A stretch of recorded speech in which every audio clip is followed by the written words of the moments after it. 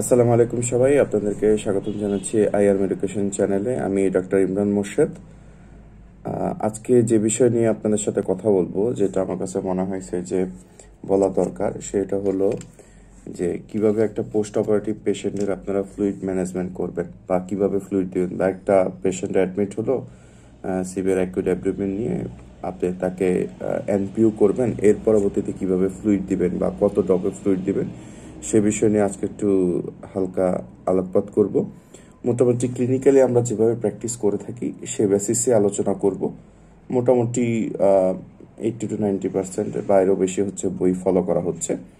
কিছু হয়তো বা 19-20 হতে পারে, ভুল হতে পারে, সেটা ক্ষমা সুন্দর দৃষ্টিতে দেখবেন। ধন্যবাদ। আর যদি ভালো লেগে থাকে অবশ্যই চ্যানেলটা সাবস্ক্রাইব করবেন, আর আপনাদের যে বন্ধু বা যারা আছেন জুনিয়র ডাক্তার বা ডাক্তার যাদের একটু উপকার হবে জানলে এই বিষয়টা, তাদের কাছে শেয়ার করবেন। জি, ধন্যবাদ। তো আপনাদেরকে মূল ভিডিওতে আমি স্বাগতম জানাচ্ছি। আজকে যে জিনিসটা আমরা শিখবো সেটা হচ্ছে ফ্লুইড মেনটেন্যান্স কীভাবে করবেন বা ম্যানেজমেন্ট কীভাবে করবেন। তো আমরা এই পুরো প্রসিডিউরটাই হচ্ছে যেভাবে করি, সেটার জন্য আমাদের সবচেয়ে বেশি ইম্পর্টেন্ট যে জিনিসটা লাগে সেটা হচ্ছে বডি ওয়েট। ওইটা অনুসারেই হচ্ছে আমাদের একটা পেশেন্টের ফ্লুইড ডেফিসিট বের করতে হয়, তারপরে হচ্ছে সে অনুসারে আমরা ফ্লুইড দেই। তো এখানে আমি হচ্ছে একটা স্ট্যান্ডার্ড ওয়েট হিসেবে হচ্ছে 70 কেজিটা ধরে নিয়েছি।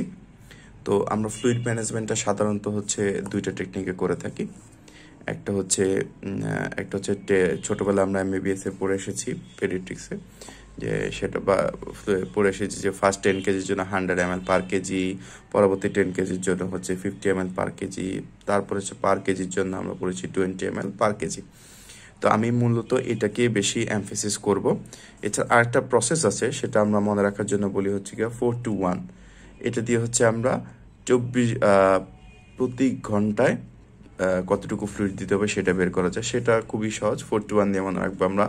সেখানে একই নিয়ম, ফার্স্ট 10 কেজির জন্য আমরা দিব হচ্ছে 4 ml পার কেজি পার আওয়ার, পরবর্তী 10 কেজির জন্য আমরা দিব হচ্ছে 2 ml পার কেজি পার আওয়ার, তারপরে হচ্ছে প্রতি কেজির জন্য হচ্ছে 1 ml পার কেজি পার আওয়ার পার কেজির জন্য। তো এইভাবে যদি আমরা হিসাব করি তাহলে হচ্ছে কি এক আওয়ারে কতটুকু ফ্লুইড দিতে হবে সেটা বের হয়ে যাবে। এখন যদি হয় আমার 8 ঘন্টা ফ্লুইড দিতে হবে, তাহলে যদি আসে 100 ml আমার ক্যালকুলেশনে আসে, তাহলে যদি 8 ঘন্টা দিতে হয় তাহলে 800 ml পার কেজি পার আওয়ার। তো আমরা এখন যে জিনিসে চলে আসবো সেটা হচ্ছে ধরুন 70 কেজি যেটা ধরলাম আমরা, তাহলে ফার্স্ট 10 কেজির জন্য 100 ml পার কেজি, সেই হিসাবে আমরা চলে আসতেছি ক্যালকুলেশনে। তাহলে ফার্স্ট 10 কেজির জন্য হচ্ছে 10 into 100 1000 ml, সেকেন্ড 10 কেজির জন্য হচ্ছে 10 into 50 ml 500 ml আসছে পার কেজি। আমার দেখেন 70-এর মধ্যে 10 চলে গেল, তার মানে আর কত থাকে 50 কেজি।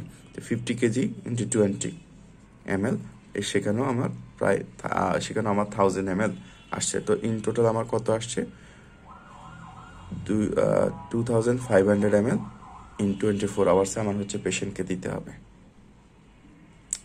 এখন আমার হাতে কি কি ফ্লুইড আমি দিতে পারি পেশেন্টকে, এখানে সাধারণত আমার হাতে এই কয়েকটা ফ্লুইড আছে।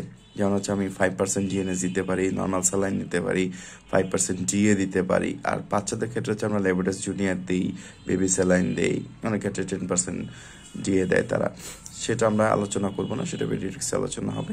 তো আমাদের হাতে মূলত যদি ধরি আমরা সেক্ষেত্রে এই তিনটা আমরা দিতে পারি। ঠিক আছে, এখন আমার যেটা আসছে হচ্ছে এই 2.5 লিটার ফ্লুইড। হ্যাঁ, সেটা আমি তিনটা ইচ্ছা করলে আমি এখানে 3টা ইউজ করতে পারি অথবা 2টা ইউজ করতে পারি। তো আমি এখানে যদি 3টা ইউজ করি, তাহলে 5% ডিএনএস ধরলাম আমি 1000 দিলাম, নর্মাল সেল আমি 1000 দিলাম, 5% ডিএটা হচ্ছে আমি 500 ml দিলাম, আমার 250 ml হচ্ছে আমার চলে আসে।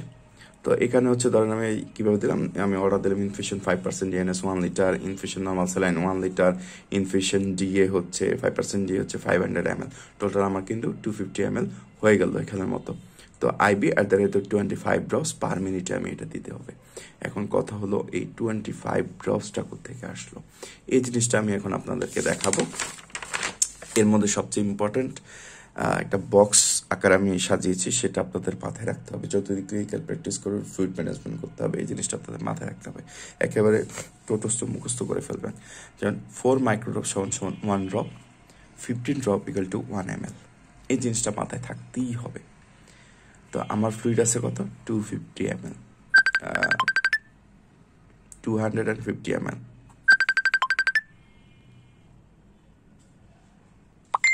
250 ml এর মতো হচ্ছে আমার ফ্লুইড আছে, যেটা হচ্ছে আমাকে দিতে হবে। তো এটার জন্য হচ্ছে আমি একটা নিয়ম বা টেকনিক ফলো করি।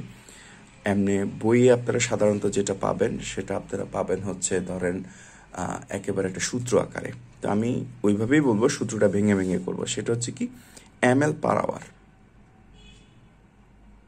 হ্যাঁ, ml/hour হচ্ছে আমি জিনিসটা ভেঙে ভেঙে বলবো। তো ml/hour যদি আমি করি, উপরে থাকবে ml, নিচে হচ্ছে কি আওয়ার, তাহলে আমি যে জিনিসটা পাবো সেটা হচ্ছে আমি মাইক্রোড্রপসে পাবো।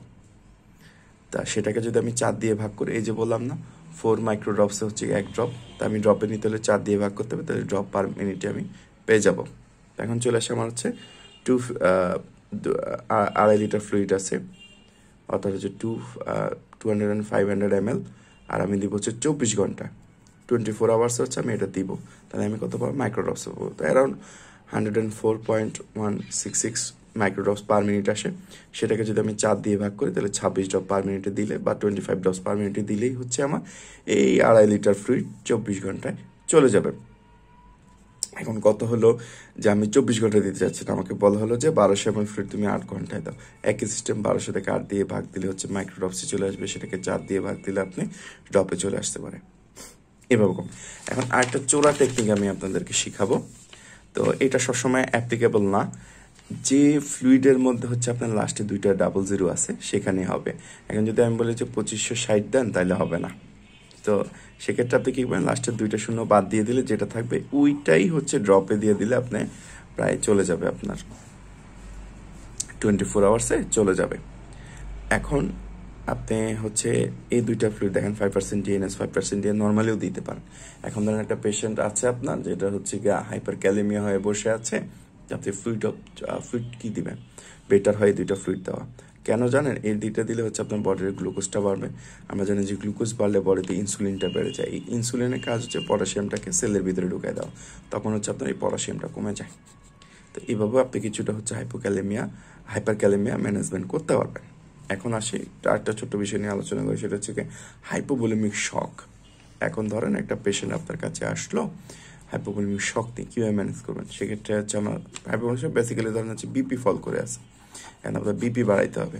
সেক্ষেত্রে হচ্ছে আপনি হার্টসল চয়েস করতে পারেন অথবা নর্মাল স্যালাইন, এই 2টা দিলে আপনার বিপি বাড়বে। যদি এতে না বাড়ে, আপনি হচ্ছে প্লাজমা সল, মানে ভলিউম এক্সপ্যান্ডার বলি আর কি আমরা, তো সেক্ষেত্রে আপনি প্লাজমা সল দিতে পারেন, ভলুবেন দিতে পারেন, দিলেও বিপি বাড়বে। আর যদি দেখেন অ্যানিমিয়া আছে পেশেন্টের, বিপি কম, সেক্ষেত্রে ব্লাড দিলেও হচ্ছে আপনার প্রেশারটা ইনক্রিজ করবে, ব্লাড প্রেশারটা ইনক্রিজ করবে। আর ধরেন একটা অ্যাকিউট অ্যাবডোমেনের পেশেন্ট আসলো, আপনি সবার আগে চেষ্টা করবেন যে একটা এনজি ক্যাথেটার করে দেওয়া। ক্যাথেটার করে হচ্ছে আপনি পালস দেখবেন, বিপি ম্যানেজমেন্ট দেখবেন, তারপর হচ্ছে কি আপনার ইউরিন আউটপুটটা মাস্ট দেখতে হবে। ঠিক আছে? তো এই যে যা এখন ফ্লুইড ম্যানেজমেন্ট বললাম, সেটা হচ্ছে আমরা যদি কোনো পেশেন্টকে এনপিইউ করে দিই, অর্থাৎ নাথিং পার ওরাল করে দিই, তাকে 24 আওয়ার্সে ফ্লুইড ম্যানেজ করার জন্য হচ্ছে আমাকে এইভাবে দিব। বা একটা পোস্ট অপারেটিভ পেশেন্ট, ওটি হয়েছে, তাকে হচ্ছে আমরা ফ্লুইড দিতে হবে, এইভাবে হচ্ছে যদি আপনি করেন তাহলে ফ্লুইড দিতে পারবেন। তবে মনে রাখবেন, এখানে হচ্ছে আপনার আমরা যেটা করলাম যে একটা সিকেডির পেশেন্ট, তার কিন্তু ফ্লুইড ম্যানেজমেন্ট এরকম হবে না। হ্যাঁ, তাকে হচ্ছে আমরা নেফ্রোলজিস্ট যেভাবে আমরা, আপনি ভালো করে জানেন সিকিডি পেশেন্টের আমরা ফ্লুইড রেস্ট্রিক্ট করে রাখি। তো সেক্ষেত্রে হচ্ছে আমরা এইভাবে করলে ট্রেডিশনাল ওয়েতে দিলে হবে না। সেক্ষেত্রে নেফ্রোলজিস্ট যেভাবে ফ্লুইড ম্যানেজ করতে বলবে বা ফ্লুইড দিতে বলবে, সেভাবে কিন্তু আমাদেরকে ফ্লুইড দিতে হবে। আর এই ভিডিওতে আপনারা দেখেছেন যে আমি হচ্ছে একটা, যদি ডায়াবেটিক পেশেন্ট হয় সেক্ষেত্রে ফ্লুইড কীভাবে দেন, কিছুই না, জাস্ট আপনি হচ্ছে এই 5% ডিএ বা ডিএনএস যেটা দেন সেটাকে হচ্ছে নিউট্রালাইজ করে দিবেন, তাহলেই হবে। আর বাকি ফ্লুইড একইভাবেই দিবেন, আর তেমন কিছু না। তো আজকে ভিডিও এই পর্যন্তই, ভালো থাকবেন, ধন্যবাদ।